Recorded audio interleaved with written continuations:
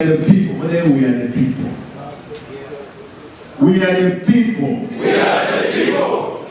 We are the people. We are the people. You are the Kisii. We are the Kisii. In Clubhouse, and we must be proud. We are going to keep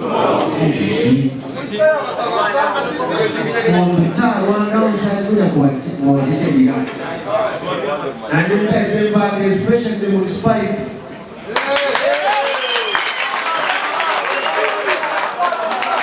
You guys have done us great. I'm going to ask my office. You want any?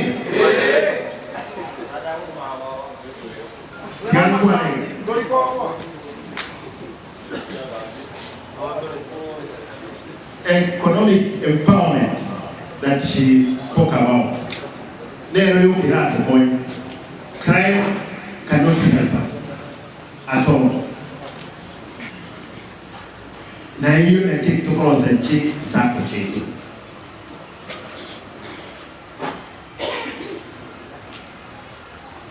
I know there is a problem at Keroka. Keroka, I want to address it. That the judge in court gave us a leeway. Myself and my counterpart. We met, we discussed, we agreed. We want to form a committee of 5 people from Kisii and Nyamira to look into the issues of Keroka. But it's unfortunate, there is an MC of Nyamira who is inciting. Who is inciting wananchi in Keroka to fight. We will not accept. And we expect the police to be impartial, because the court directed myself and the governor of Nyamira to sit down. We formed that committee, which we have agreed for us to have a last resolution for the issues of land in Keroka. We will do it. We don't want people to take sides. Abantu ba Nyamira n'abantu ba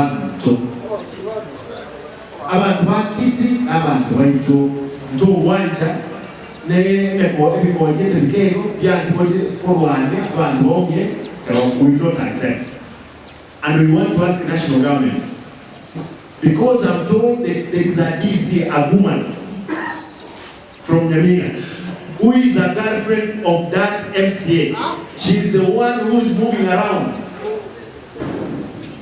putting police vehicles, announcing around probably with such collecting revenue without even doing reference to the governor or myself. That lady, she came for administrative work. Kama amekuja amepata mwanaume ambaye ni MCA, waende wakae nyumbani kwao. They cannot use that proximity to cause chaos at Keroka.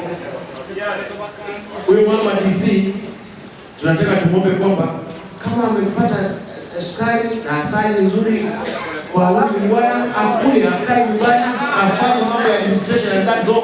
Period. Huyo mama tunajua aende akome. We have no business with that. Akome.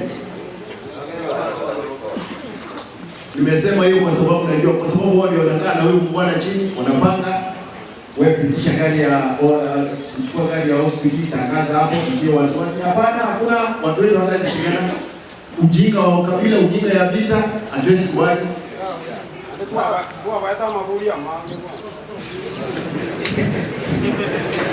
Nikualie kwa sababu ya wakati nimalize, niseme hivi.